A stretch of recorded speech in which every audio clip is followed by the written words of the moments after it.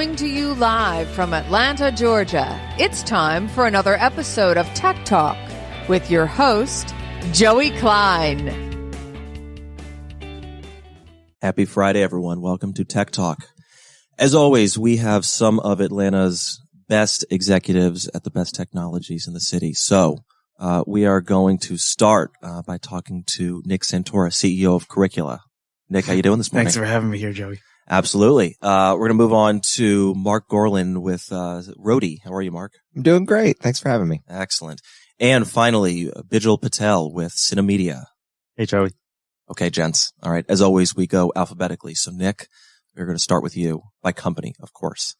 So what I like about the show is that I think we have a very nice mix of early stage, sort of mid stage, if that's a term, and, more established organization. We've got some CEOs who are founders. We have some executives who've just come into their roles. So we're going to have a lot of good stuff to talk about. Nick, I think you are probably the youngest company, on the show right now. So tell us a little bit about what Curricula does. And then I want to get into your journey and how you got down here to Atlanta. Yeah, young. I guess we're almost 5 years old now. So I guess that is pretty young. In the pantheon of companies, it's still young. So our goal is basically to teach companies how to not get hacked. So when you think about kind of all of the things you see in the news and articles about, Barbara from Shark Tank just lost, $400,000 through a business email compromise attack. It is relentless for hackers to do bad things. And our mission is to not only teach employees how to defend themselves, but do it in a way that's really, really fun, exciting, and kind of make an experience around it. Wait, you have to back up because maybe I should know this, but this seems very recent. Barbara Corcoran got scammed over email. Yeah. Wow. Yep. And the chairman from Domino's just lost like $500,000. That's like that's like a commercial for you guys. Yeah. Yeah. You would think at this point, but. Well, and you and I talked about this when we first met, like company hacks have just become so commonplace that we don't even think about them anymore. It's perhaps a crude comparison. One is much worse than the other. They become like mass shootings, right? Yep. We see one and they've become so common and then we just move on. It seems like the cost of doing business in the modern world is you are going to get hacked. Yeah. But it doesn't have to be that way, does it? Yeah. We kind of make fun of it, at this point where, you just keep seeing the new article about whoever got hacked. And, if you look at that, you wouldn't make fun of someone if they had their house broken into, and why do we keep doing that? We kind of laugh and poke fun. So, our goal is obviously to try to reduce that stat for the future. You're so right about that. My wife works for Equifax and it's a punchline, whenever anyone asks her what she does. Mm-hmm. She was on maternity leave when that all happened. So no blame there.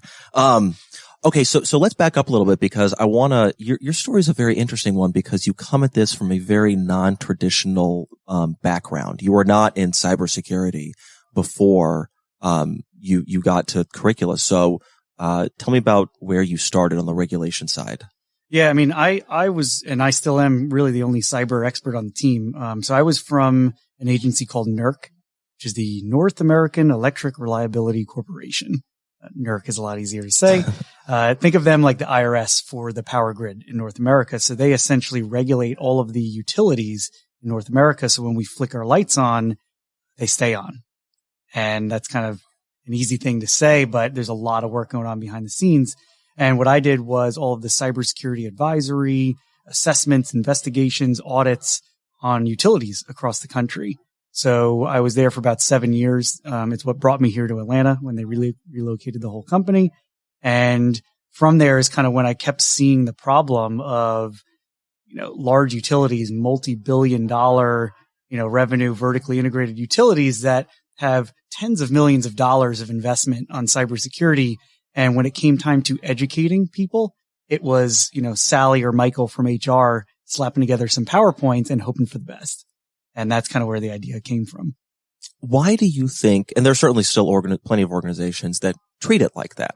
It's, it's the same way that I think a lot of organizations treat sexual harassment training, right? There is, a lackluster video or a presentation with someone who's put it together at the last minute. Maybe it's not, people check their phones, they click through it, they eye roll through it, and then it's done, right? Yep. But this is something really, really serious, right? It costs companies tons and tons of money. Why is this something that so many organizations treat in such a cavalier manner still?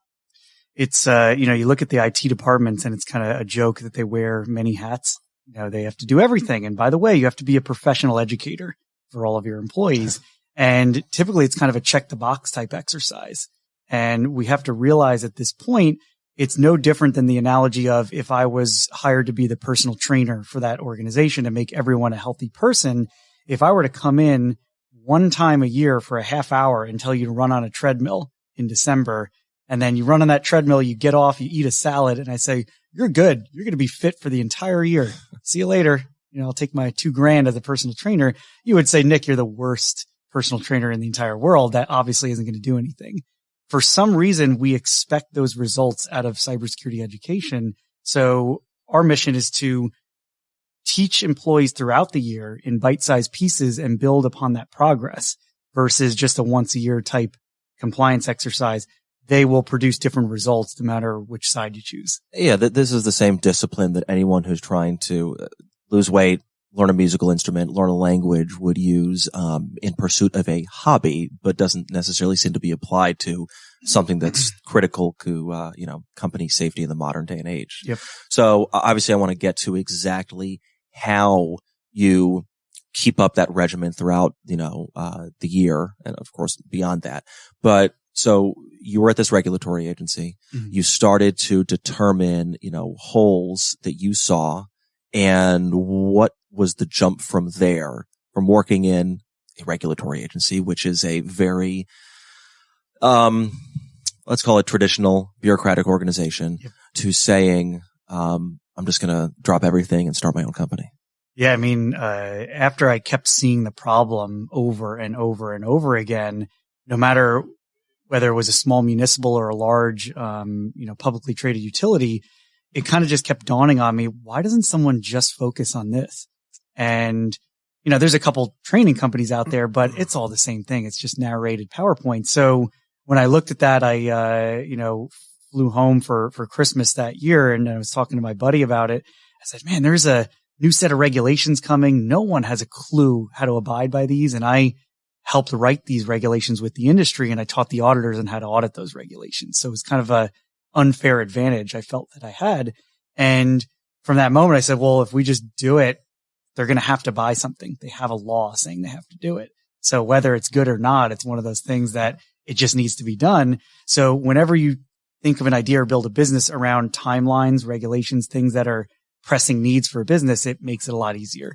So from that moment, we just kind of sat around. I said, well, I'm just going to pull all my money out of 401k and make it happen. So that's what we did. And so the business started as you are focusing purely on these organizations that have to put some sort of security regimen in place because of law, but it has grown far beyond that. Yep. Yeah. That was our primary focus. And then I'll never forget our first sale was at the end of 2015 in our first year. And they were purchasing the product that we were making. And on the phone, I said, hey, well, you also have to do this security awareness stuff. Would you be interested? We have that too. And they go, yeah, sign us up for 2 years of that. Awesome. I hang up the phone and I think to myself, yeah, we just got our first sale. This is crazy.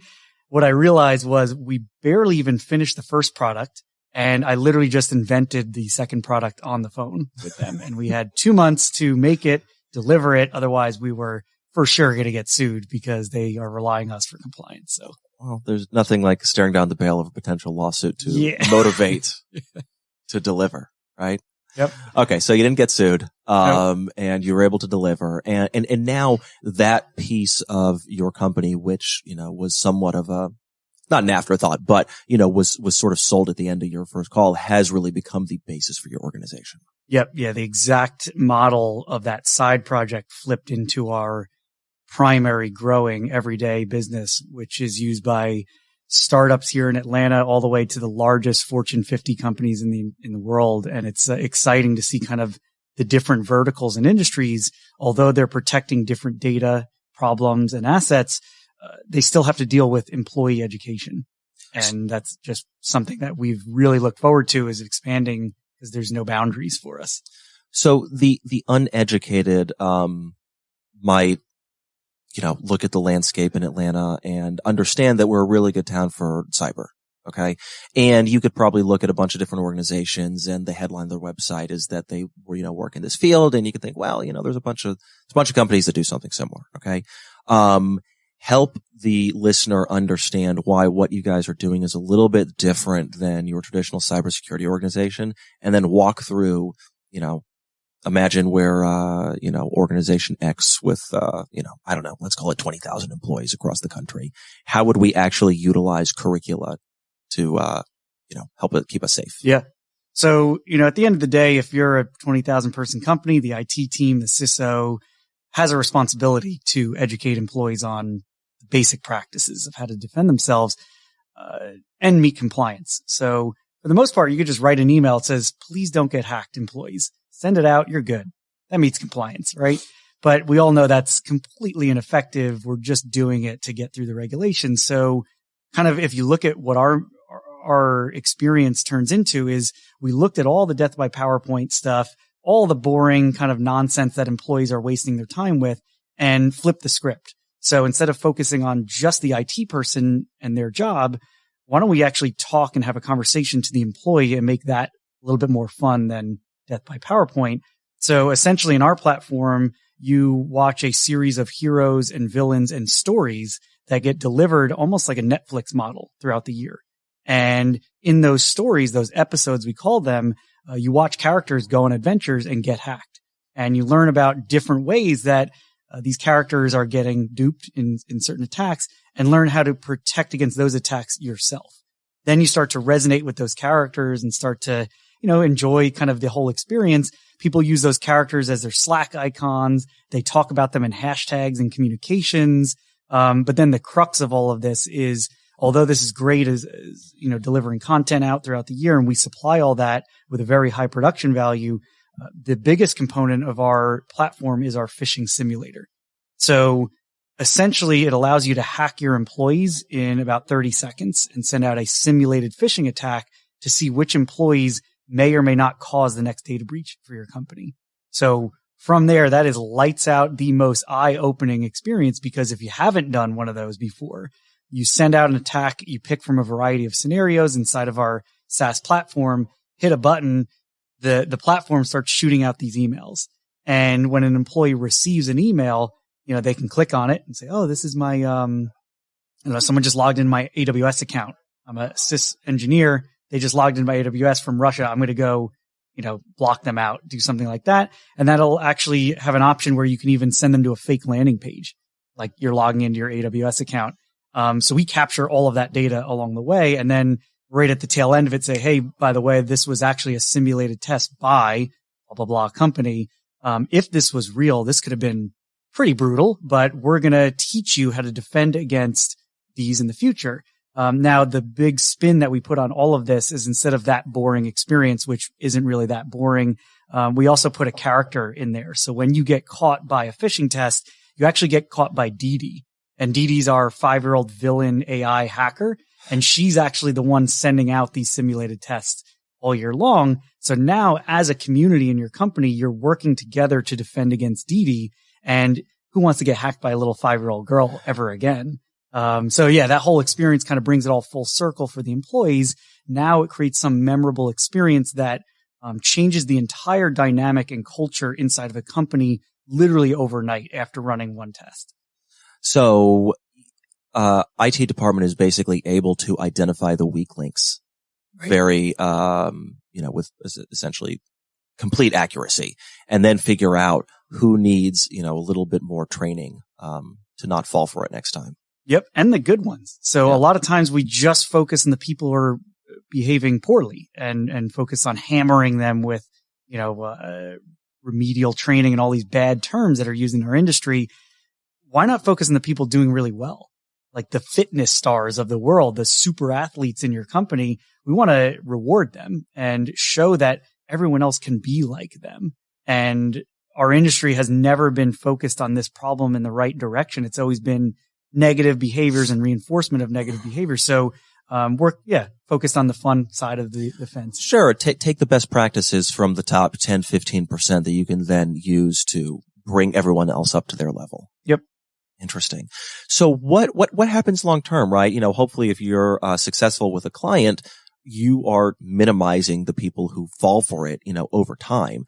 But I imagine we've got a 20,000 person organization. You consistently have new employees that are being onboarded. I imagine the goal is that this is part of the onboarding process. Yep. Yeah. So, no matter how big or small the company, employees are always churning, coming in and coming out, new employees coming on.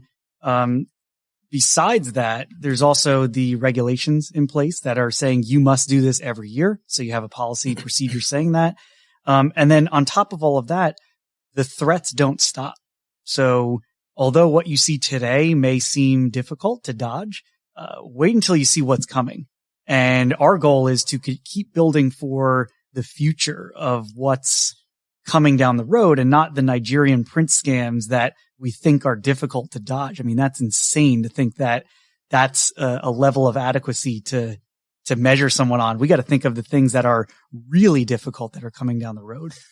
That's an interesting point. It almost makes me think of like the action movie where they turn the criminal at the end to work with the FBI to help identify, future threats. Like, how do you, as, well-meaning corporate citizens, keep track of like the front lines of what a hacker could do that could be super destructive? It's, as funny as it is, people still fall for the Nigerian prince scam. And that's, we are literally, that's the equivalent of saying, you're a senior executive coming into work at a Fortune 500 and you can't read. It's like that. You would laugh at that. You say, that's insane. There's no way I would have that person running my organization. So we need to really level up our competency across the board. And we're kind of starting with baby steps here. In the platform, you have difficulty of scenarios. So you can do everything from, hey, you just got an Amazon box. It's just a plain text email with a link saying click here. People still click on that.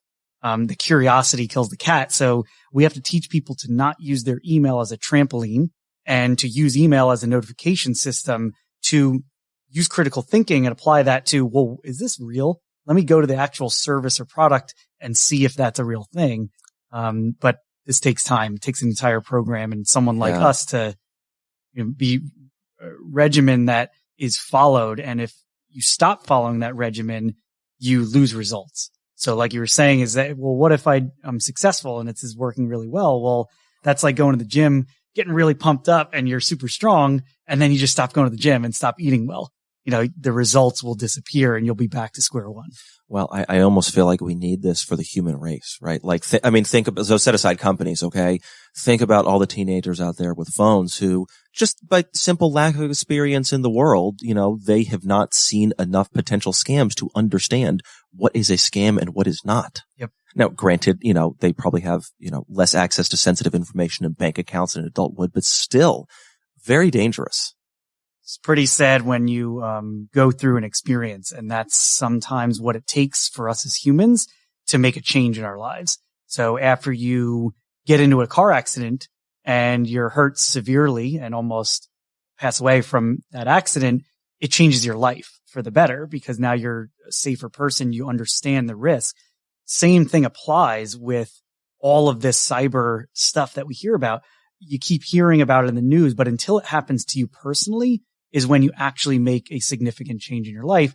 We try to become that story ahead of time so you don't have to have one of your own. Yeah. So you moved down here from New Jersey primarily because your organization moved to Atlanta. Right. But when you decided to start your own company, you chose to stay here. You didn't go back to the tri-state area. Talk to me about why. What is it about Atlanta that it made you think that this is a good place to start a company? Yeah, so it was here. I love the city. There's a lot of energy, met a lot of great people here. And I had a friend, Jeff, who's over in the Atlanta Tech Village. And he said, hey, you should come by. This is where I work. Okay. Came by one day, see people riding around on scooters and wearing t-shirts and stuff in the middle of the day. And I'm like, this is crazy. I'm wearing, suit and tie every day and very formal. I call it corporate clowny. And then, I come in and I see, well, this is what people do every day. This is what it is like. Yeah, this is their jobs. So I think that really opened my eye of capabilities of what I wanted out of my own life. And then ultimately, fast forward a few years later, that's where we set up our headquarters. And you recently had a very successful experience at Venture Atlanta, didn't you? Yes.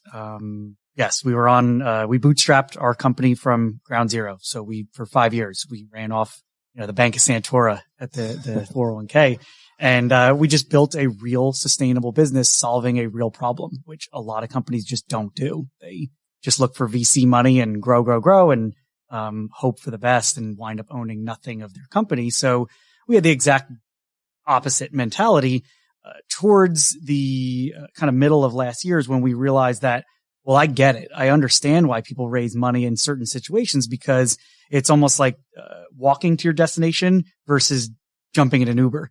You can get there much quicker without sweating, by getting to your end goal. So for us, we were kind of at this teeter-totter of, well, we know right now we just need to get salespeople on our team. We don't have any salespeople, and we are run 100% on inbound leads only, hundreds and hundreds coming in every month without any sales team. So we kind of recognize the problem of, well, we need to grow our resources dramatically if we want to grow this company. And that's when we went out in the market. We went to Venture Atlanta, went on the ATDC road trip to New York, to Boston. I met face to face with almost 60 VCs, as well as the hundreds, if not thousands, that have seen us in conversation, ultimately landing on the right partner because we had a lot of leverage in our conversation. We knew who we wanted to partner with.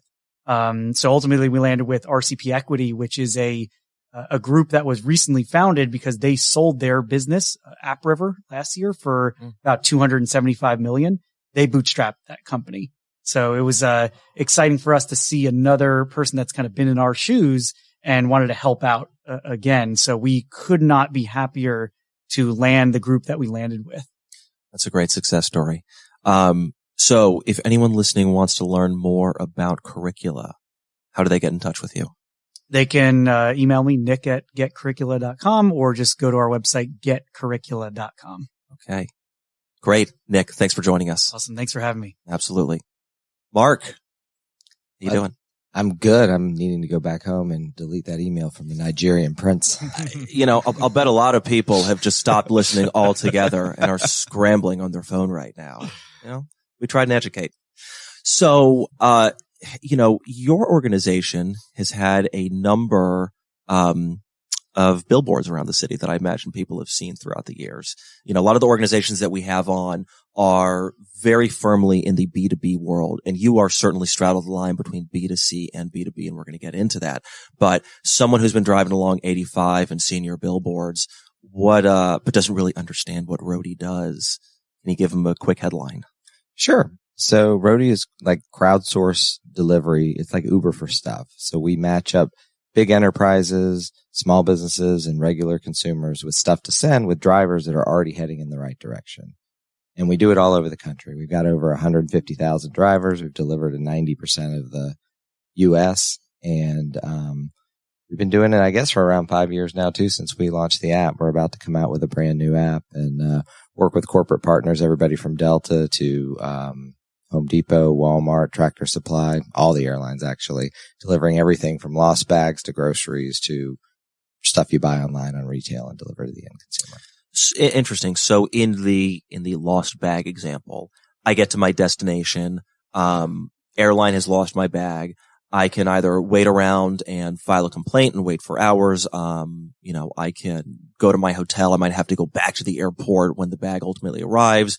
In your scenario, your drivers partner with Delta, and someone who's coming the way of the airport picks it up and basically just brings it to the person wherever their final destination might be. Is that the gist of it? That is. I mean, historically, it's taken 6, 8, 10 hours, 3 days later, as most of us know, to get their bags with no visibility to it. Yeah. We've really unlocked that process and used the community at the airport. So the pilots, the passengers, the flight attendants, the bag handlers, the guy that works at Hertz, the lady that works at Burger King, this whole community of people constantly at the airport that are leaving and going to the same neighborhoods and communities where you live, where your hotel is, and bringing your bag a lot faster. Right now, we cover nearly 75 airports around the country with Delta alone, and that's not even including all the other airlines we work with.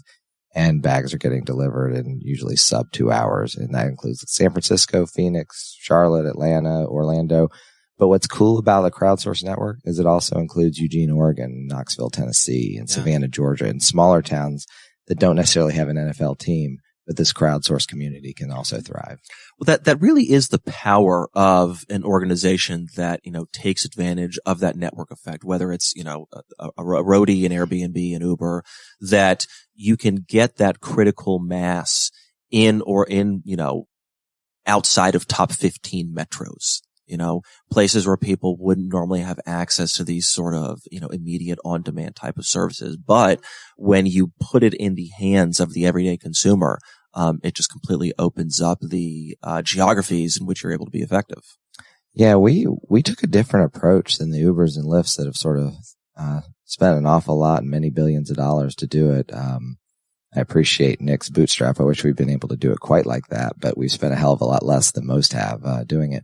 But we didn't go with this core market approach of, with Uber or Lyft, you had they came in with some money and they hired drivers to be at the ready, and then they went to the hotels and got the business people to go to the airports, and then they went to the bars and got the drunks to go home. And with that, you just sort of propped up in a market. With us, we've gone to the Walmarts and to the Home Depots and the Delts and said, where do you want us? And we go there, and we'd rather get paid to get deliverable because we're going to be deliverable in all the places. I like to say we're about 107 years behind UPS, and we're doing pretty good if we already hit 90% of the country. Touche.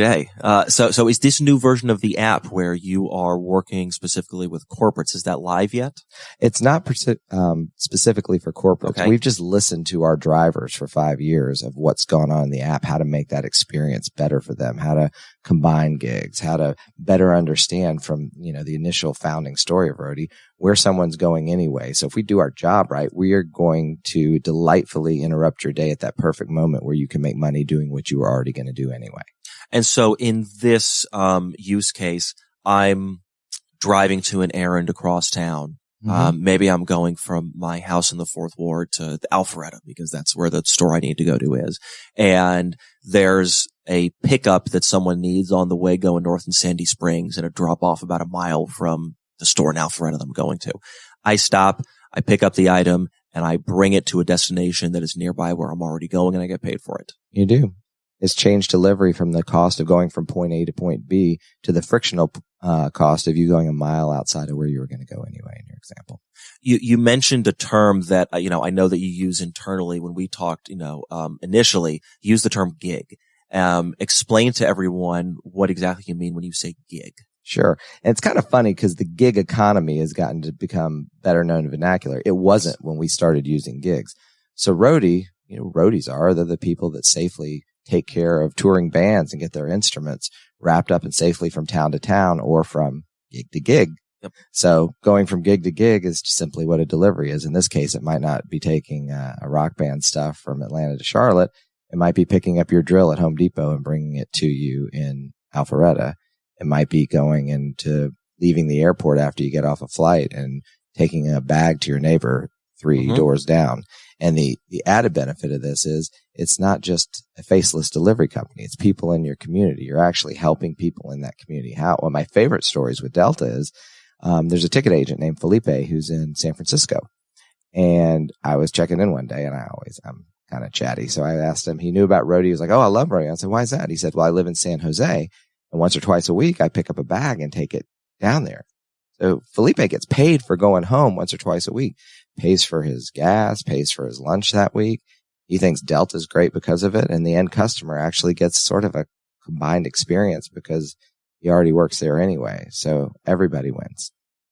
I have seen some, let's say, criticism, and this is your model is a little bit different, but in our world, we want everything yesterday. Okay. And we've been conditioned that that's okay because we have a lot of organizations that have, filled that need and made lots of money off of it, right? Whether it's we want our, Amazon box now in 1 day as opposed to 2 days, whether it's, we want our Uber driver to pick us up within 2 minutes instead of 5 minutes.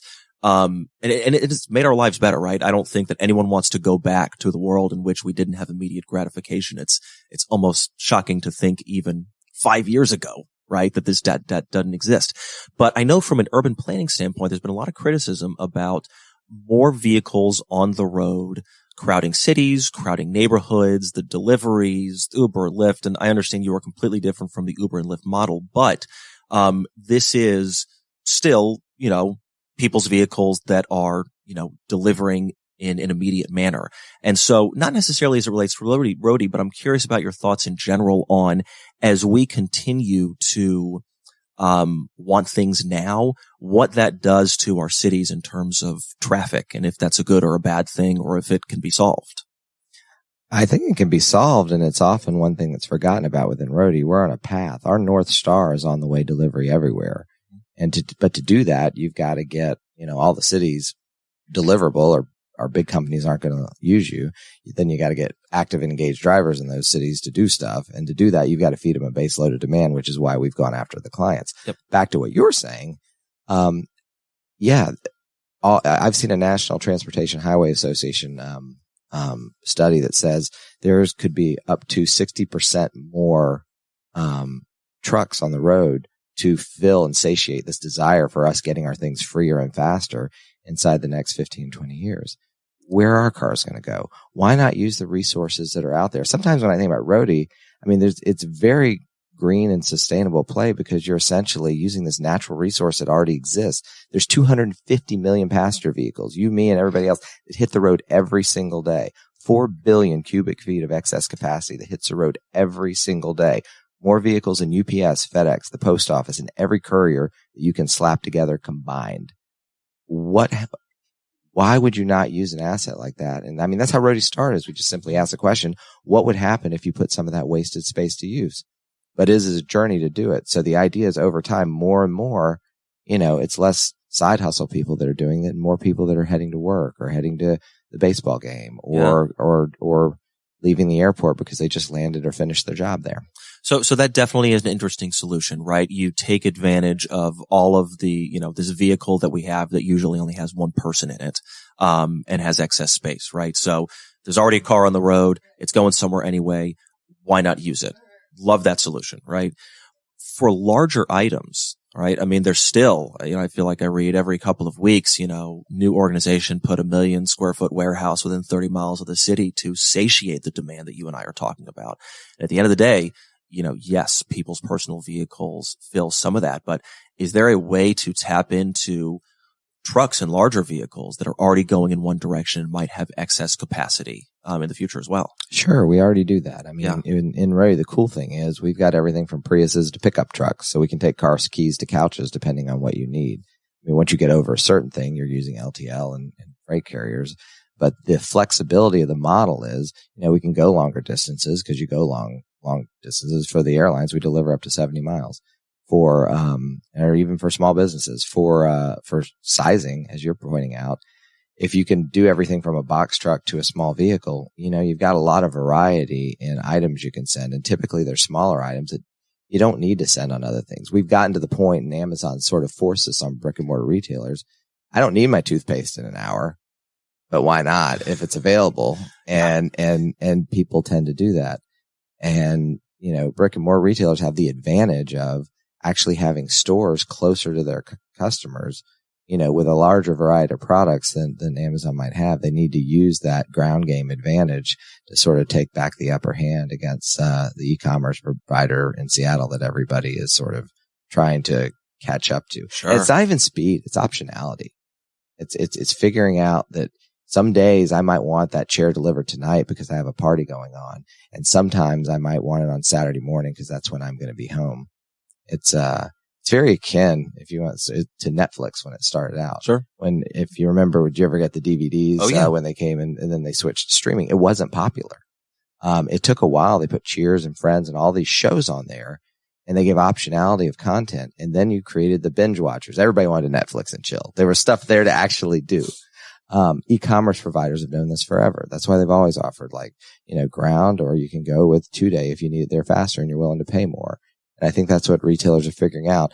People are getting where they can pick it up in the store. They'll ship from store to skip zones and make it get to customers faster, or they'll have it delivered with folks like Roadie, which is what people like Home Depot and Tractor Supply and a lot of other big companies do.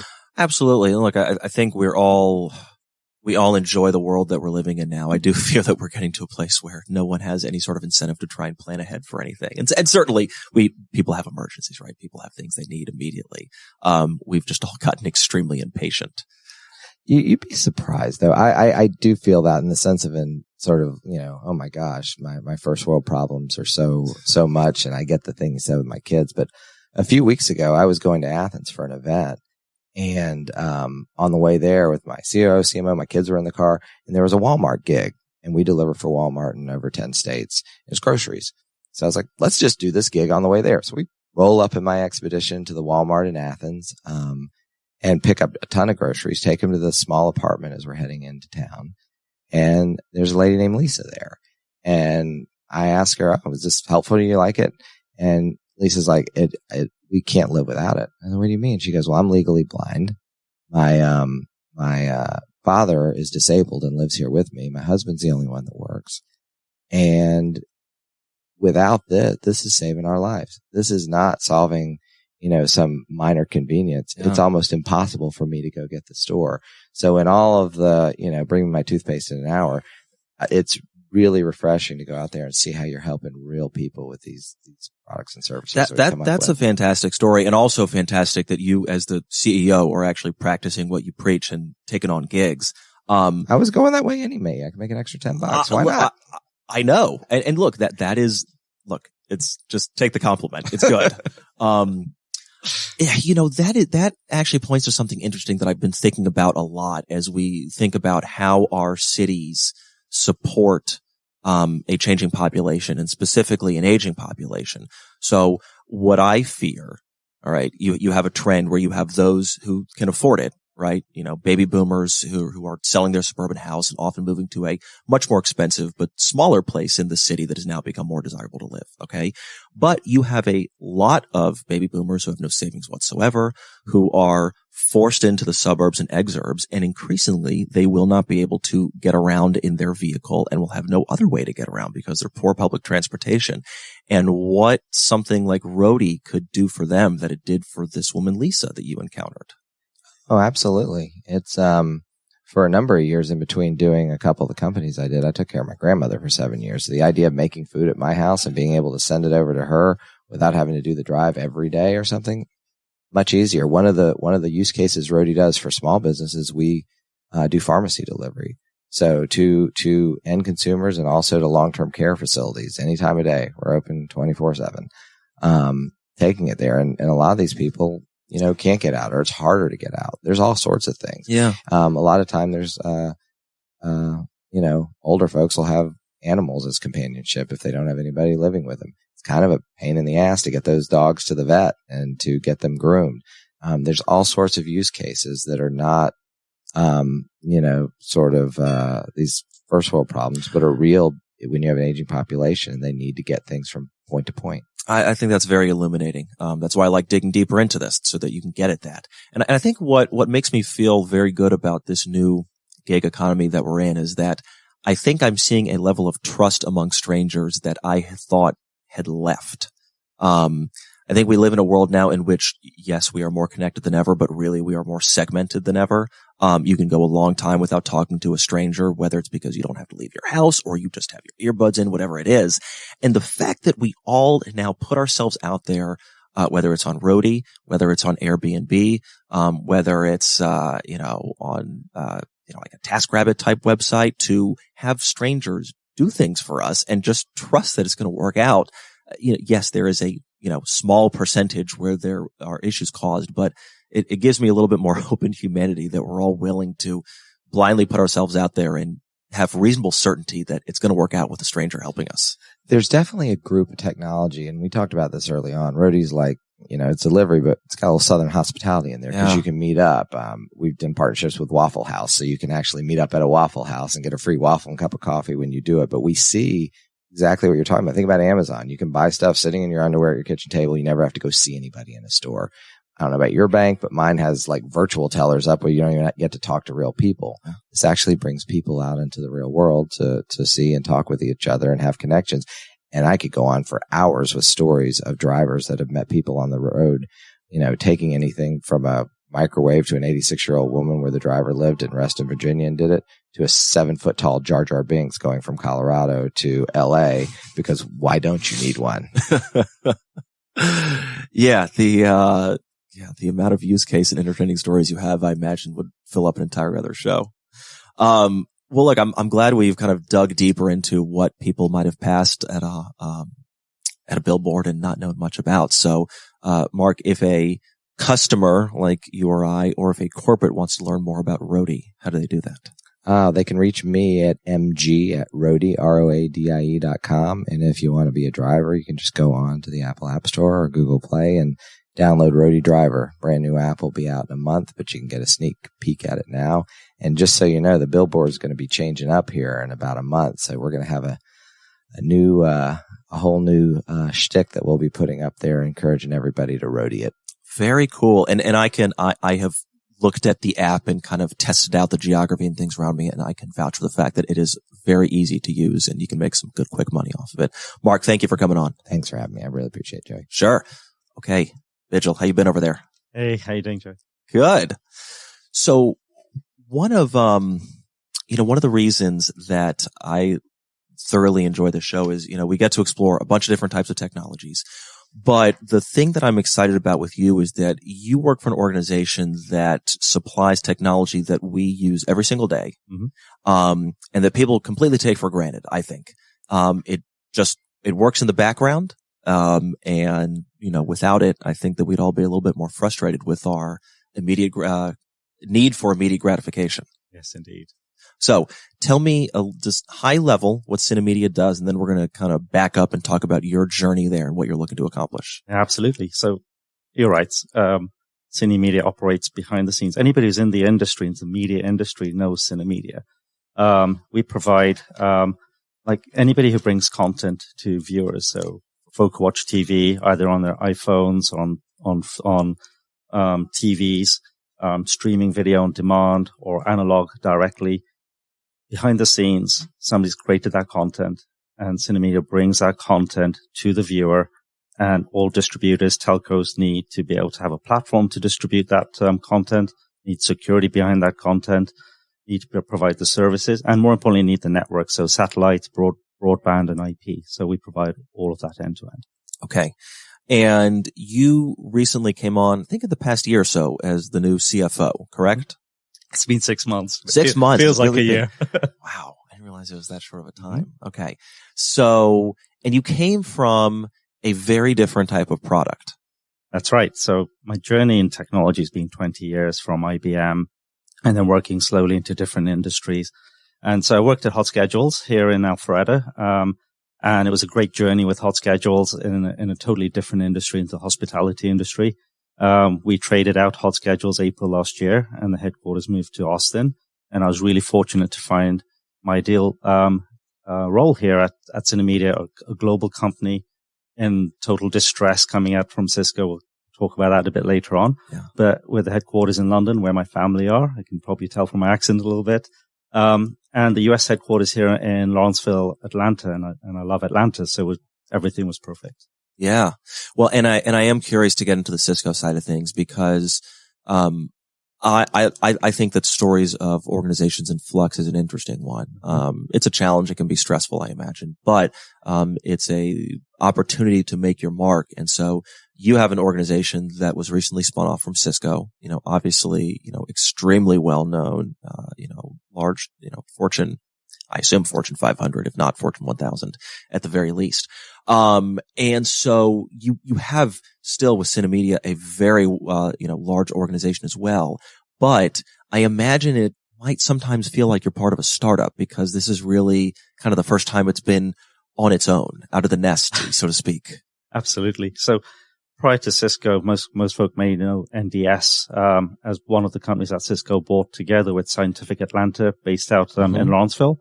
So Cisco acquired both those very mature companies, brought them together under Cisco, and then, a few years later, spun that out as Synamedia. And so essentially like a 30-year-old company, unlike my colleagues here earlier today. And, we've got all the mature processes and depth of customers, large customers globally, but it feels like a startup because we came out with no infrastructure, no IT infrastructure, no CRM, ERP. Basically, Cisco said, here you go set yourself up from scratch, right? So it's like a 30-year-old man coming on the streets with nothing on and saying, hey, how do I set up myself for success? Yeah. That's the challenge we had for the last year and a half. So what have you been spending much of your time on the past 6 months? So the key goal here was to get divorced from Cisco as quickly as possible. So they provided some transitional services. So the first goal was to stand up the company. So we have a great infrastructure now put in place, although it's in its infancy. The next goal was to stabilize the company. So take a look at our IT infrastructure. We provide mission critical software to our telcos and broadcasters and providers so that your viewing experience is seamless. And so we need to make sure all of the infrastructure in our business was set up, but with the primary focus on our customers. And then the next part of our growth phase will be around growing the company and helping our customers grow their revenues. You'll be keeping an eye on the news around what's going on in the industry. And we want to stay 2 steps ahead, whether that's switching from analog viewing to streaming video on demand, to security and the importance of security, as we heard earlier, and protecting your content. So Synamedia's role is to stay 2 steps ahead of what's going on in the industry and provide our customers a way to continue to help them grow their revenues as well. Well, and I imagine everyone and their mother now getting into the streaming game certainly helps that. Oh, yes. I mean, there's certainly... The industry is transforming. It started transforming about 5 years ago. And with Netflix coming on board and then Apple TV, Disney just launched its own channel. So over the top is certainly changing the way the pay TV industry is moving. The pay TV industry is evolving to include the over the top solutions. So you may now buy a bundle which includes your broadband plus over the top to try and make it easier for the consumer to search for the content that they want to see. You don't want to go and search 15 different, over the top providers. You'd rather like hit a button and say, find me that movie, and it will go and search across your entire base and say, yep, yes, I found it. It's here. It's in Amazon Prime or it's in Netflix. One of the better jokes I heard recently is that the best show to watch on Netflix is someone searching for 40 minutes for what to watch on Netflix. That's right. That's exactly right. No, I mean, like, honestly, I think if you think forward 5 to 10 years, the industry will have transformed completely. And we're going to help those broadcasters, especially large US telcos, with that transformation. Well, and this is the, there's no way that I'm the only one who does this, right? This is the struggle. You wonder if a movie or a show is on a streaming platform. As opposed to going to all those that you have and scrolling across and typing it in awkwardly, you go to Google and you figure out where it is, but then that doesn't do it sometimes. And, right, more times than none, you just end up dropping it. That's right. And so some of our, especially US broadcasters who are leading edge on this will have a pay bundle for you, and they'll include the over the top solutions in their pay bundle. And I enjoy that with the provider that I have. Press the voice button on my remote and say, find me this movie. And it'll give me all the options, whether it's free or I have to pay for it. And then I just click a button and start watching. One of the more interesting technologies that I learned that your company is behind when we first spoke about this is, and again, this is what I love this, right? We have so many things in our lives that we just don't know. We don't even think about them. But when you pause a show on one television and you go into another TV and start it back up, the fact that we are just so spoiled to have thought that it's just magic and it does seem like magic that it does that, but that's your technology. Yeah, that brings chills to me all the time when I think about the complexity of what needs to happen so that you're watching a movie in the basement of your house. You pause that, you get on a plane, you fly to another country. You might start watching that movie immediately on your iPhone and there's zero latency. You just immediately picks up from where it goes and it feels like magic. But the technology behind that is super impressive and complex.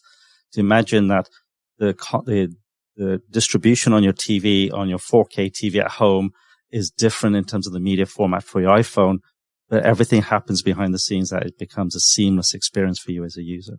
Yeah, it's just unbelievable. That, and also the one I thought was additionally very cool is when, now, on the scene, right? The scene, you can scroll up and you see the actors. That's right. Right. And the fact that it's not only is the information there, but it changes scene by scene, right? It identifies who the actor is in every different scene. Absolutely. There's so much innovation that goes on with our R&D teams here in Lawrenceville, as well as across our development centers in Jerusalem and Bangalore, to make the user experience as good as possible. And we work with the content providers to do that and the telcos, because everybody's trying to find a differentiation point here. More importantly, how do we make life really easy for the user? And that space keeps innovating, from the swim lanes that you see on your screen. If you watch too many action movies with a particular actor or actress, then that becomes your top preferred pick. We write all the algorithms behind the scenes that we allow them, broadcasters, to dial those algorithms up or down to differentiate for their consumer base. And we'll continue innovating. It's a fun world to be in. So I'm curious as to the breadth of your universe, right? So when we're talking to Nick about Curricula and the organizations that technology can apply to, it's a very, very wide universe.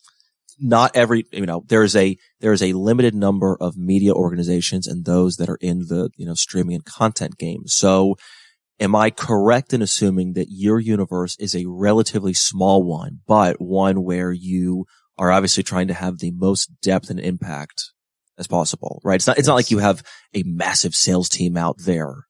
Yeah. Now, we have a very well-established customer base already, and we continue to acquire new customers as they come on and get to a certain size and scale, where it really matters that you've got low latency, that you've got security of the content, that somebody spent billions of dollars making a movie, and then you're securing that movie all the way through the channels, because the moment that movie gets out there and is pirated, it has no value, because then anybody can watch it for free, and it has no value for the guy who produced the movie, nor does it have value for the content provider who bought those movie rights, or for those original content providers nowadays. So you see Apple and Disney, Netflix, all making their own content. They spend $100 billion a year making their own content, and they need to secure that and provide that in a safe way, and we help them to do that. Yeah. So you mentioned a number of different locations in which you have offices that range from here in Atlanta to Israel to the UK. How is this legacy Cisco that you had offices there, and so that is just kind of how it's always been? Was there a strategic reason for talent in those organizations? Actually, countries? Yeah, it was pre-Cisco, actually. So NDS Scientific Atlanta had built these centers. And the centers, like in Jerusalem, built for their innovation, their thought leadership in this space. In Bangalore as well. Scientific Atlanta had their center here in Atlanta, where you can access a lot of talent. So those are strategic decisions made way before the Cisco days. And I've taken a fresh look coming in as the incoming CFO. What should our facilities landscape look like? What should our headcount look like across the company? And really, we've got the best locations, from Costa Mesa on the west coast of America all the way to Hong Kong and China as well. So we've picked locations. Also, we've got to be in certain geographies to reduce the latency we talk about, so to provide excellent services within the various regions that we operate in. Got it. Okay. I'm also interested in how you build a culture across all those different geographies, especially with, you're already building a culture with this organization being, as you said, a 30-year-old man pushed out onto the street. But also you're bringing together very different cultures from around the world. I think there are multiple cultural challenges in the company that I've observed. So you've got the old NDS culture, came to market in a very fast-paced period where there was a lot of innovation. You had Scientific Atlanta, highly acquisitive as well, totally different culture. Combine that with a Cisco culture on top when both companies were bought. Really cash-rich companies at this point in time. When Cisco sold Synamedia, we were PE-backed. Slightly different environment to what they were used to before. So trying to be more frugal, think about the debt we've taken on to try and grow Synamedia and become the best that we can, together with all the geographies around the world. And how do we bring a unified Synamedia culture but still respect and enjoy the various regionalization that happens around the world? Sure. How much of your time is spent traveling to different offices as opposed to here in Atlanta? So I try to spend 2 weeks in Atlanta every month, and then 2 to 3 weeks wherever the company needs me to be. Sure. So it's a lot of travel at the moment, but I'm still on a voyage of discovery. Are there acquisitions on the horizon, or right now you're really focused on let's, make this organization as is the best it can be? There are lots of companies would love to tuck in. Yeah. my main goal right now is to stabilize the company so that when we do go on our acquisitive path, we're able to plug and play in. So that's my background. I can think about operational effectiveness as a CFO in the tech industry. What does good look like?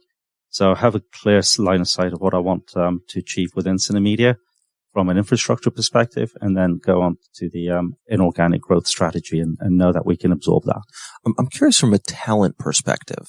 We're talking about very complex technologies, right? You know, the technology that it takes and research and development that it takes to understand how to reduce that latency.